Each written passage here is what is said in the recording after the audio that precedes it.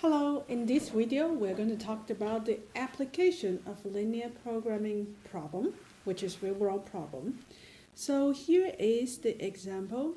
A catering company is to make a lunch for business meeting. So usually in this type of question, it would be easier to make a chart. We've been doing that for lots of times in the previous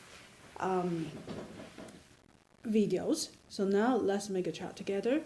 Okay, it will serve a ham sandwich, light sandwich, and the vegetarian sandwich. So we know that there is going to be three types of sandwich. Let me draw these a little bit taller. It's going to be ham sandwich, light. Hold on, sorry. It's going to be ham sandwich, light ham sandwich, and then veggie sandwich.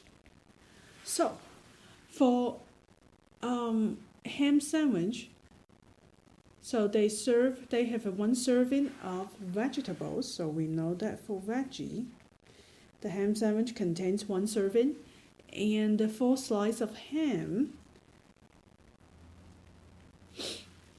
and also 1 slice of cheese. Okay, and 2 slices of bread. So for the light sandwich, it contains 2 servings of vegetable, 2 servings of ham, and 1 slice of cheese and 2 slices of bread. For vegetarian sandwich, they contains 3 servings of vegetable and 2 slices of ham and 2 slices of bread. So since they're vegetarian, veggie sandwich, they don't serve any ham. And now they tell you that a total of 10 bags of ham are available, and each of them contains 14 slices. So the total number, this is a little bit tricky. We need to do a little bit math about it. So there are 10 bags of ham available, and each one contains 14 slices. So the total number of ham should be 14 times 10, which is 400. Okay, so the next one is totally is going to be 18 loaves of bread are available, and each one contains 14 slices. So we want 18 times 14 for the total number of bread. Let me use a calculator to calculate that. We have 18 times 14. Totally is 252. Let me write this. Alright, so for vegetable, they totally are 200 servings are available. What about cheese? So they have 15 bags of cheese, each with 60 slices. So I use 15 times 60. I have 900 slices of cheese.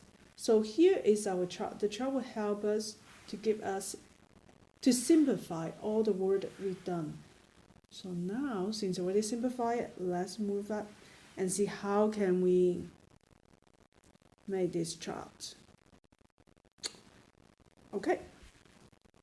So we know that no matter what we are making, we can make the stuff above what we have, right? So if we have 200 vegetables, 200 serving vegetables, we cannot make 100 serving of vegetable sandwich. Otherwise, we will not have enough vegetable to make that sandwich. So when we try to set up the problem, we are going to make S number of ham, Y number of light ham, and Z number of veggie sandwich. So the total serving of vegetable we need is going to be what? X plus 2 times Y plus 3Z. It has to be less than or equals to 200. And then we have 4 times X for the ham. How many hams do we need for the ham sandwich? Plus the ham that we need for the light ham sandwich, plus 0 for the veggie, less than 400 slices. And then last is the cheese, for the cheese. So we have what, x plus s plus 2z has to be less than or equals to 900. It seems like we have sufficient of cheese. Okay, for the bread, they are the same. They all require 2 slices of bread. Oh, sorry, this should be y.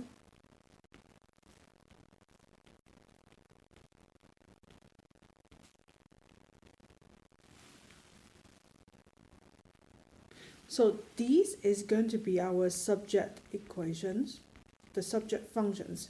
So what would be our maximize function? We're trying to maximize, if we look back for the question, we're trying to maximize the number of the sandwich. So the maximize P should equals to the number of the ham sandwich plus the number of the light ham sandwich and plus the veggie sandwich. So this is going to be our maximize. And now we can construct a tableau trying to figure out what will be the maximizer and use our simplest method to solve it. So here is the tableau. I'm going to pause the video and just fill it in because we already done in the previous section. We already done enough exercise how to solve how to use a simplest method to solve this maximize profit problem. So here I am going to skip all the steps, and I'm going to going to construct the initial tableau, and maybe you can check the answer with me. So here is the tableau. So the final answer after we calculate that, I'm going to skip all of this because I believe that all of you can do it. So here's the answer. X is going to equals to 100, y equals to 0, and z equals to 26. And the maximum number of sandwiches the company is going to bring is 126. So that means we found that 100 ham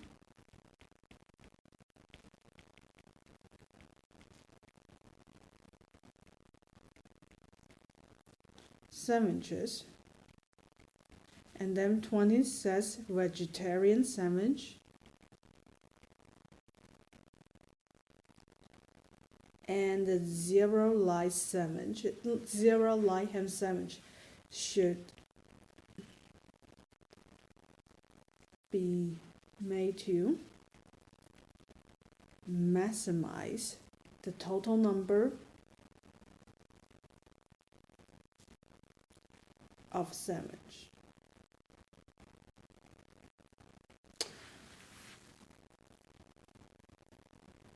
Okay, so now I want to show you another example how to set up the equations.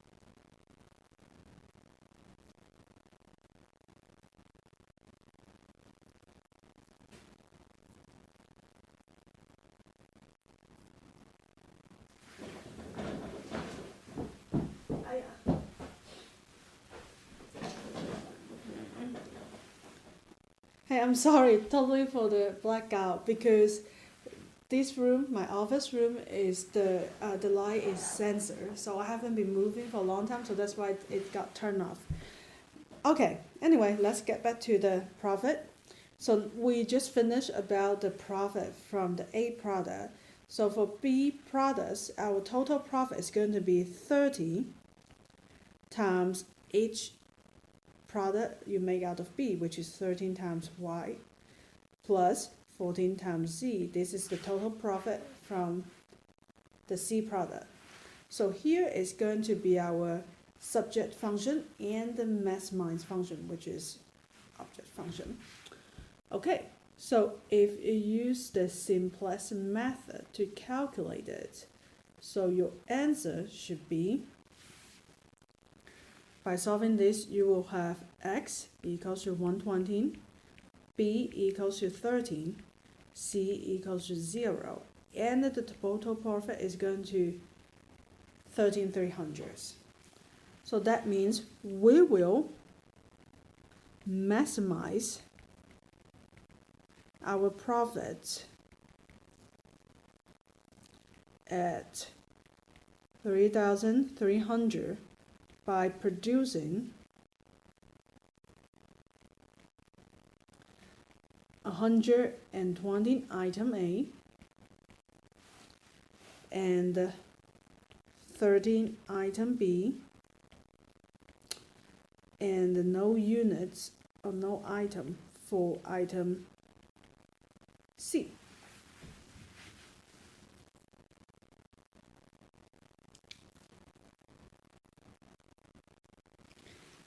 So in this chapter, we'll focus on how to set up the problem, because we already learned how to use simplest method in the previous lectures. If you don't remember, please go back and check it out. I'm not going to repeat it here. Here, I'm going to show you the one last examples. So, a factory manufactures 3 types of products, A, B, C, and each product requires a certain numbers of hours manufacturing, assembling, and finished time shown below, along with the total time available and the profit from the production level to maximize the profit. Again, this is a similar problem. We will let the number of product A, I'm going to write it here,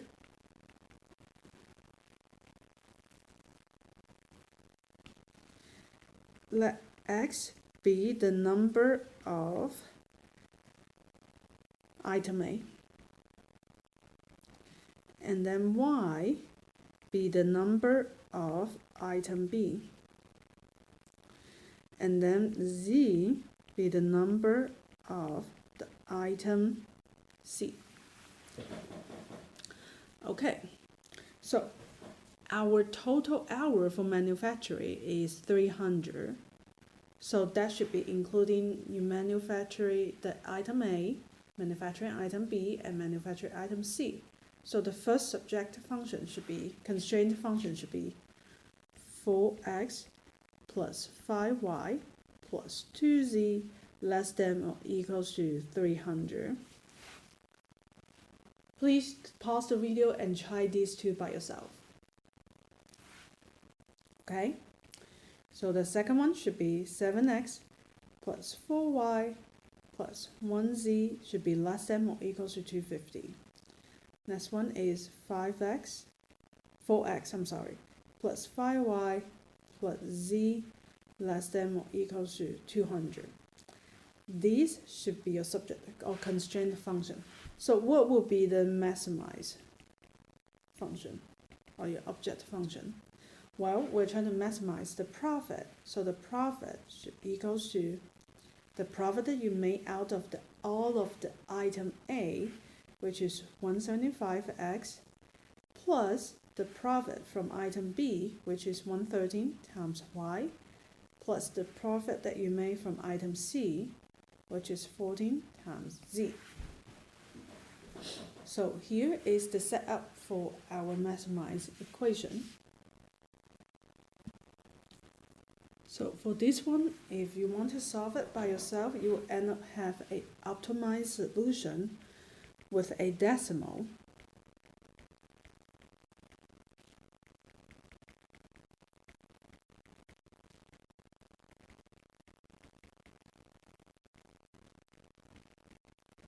But however, this is a trick. In real world, you round up or round down. So maybe you will say, hey, this is for 2. I should round up. Well, so there's a trick. We always try to round down when it comes to maximize problem, because we don't want to end up running out of the material that we need. So let's say, even though this is 18.72, if that's your final answer, you're still trying to round down instead of round up. Because we need to, in real world, in a business world problem, we were trying to concern about, hey, if we have enough raw material to produce this product. So this is the trick part. We're always trying to round down. So after round down, the A should equal to 18, B equals to 5, and C is 100. So that means we would use totally enough, have enough manufacturing hours to produce all the assembling and the finish hour to produce all of these products. And after you round down, you need to plug into the new profit, the profit function, to recalculate what will be the actual profit. So I have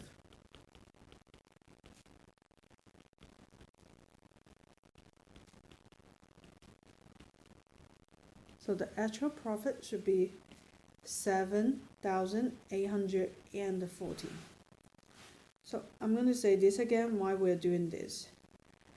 Because in real business, we don't want to run out of the raw material or the hours.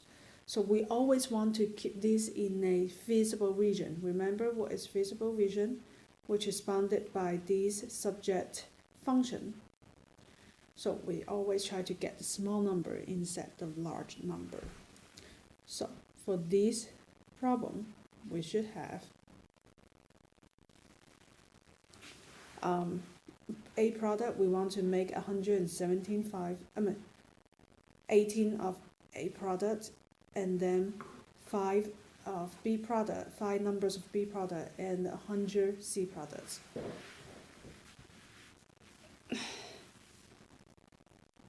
Okay, so that's it for today. Let me know if you have other questions.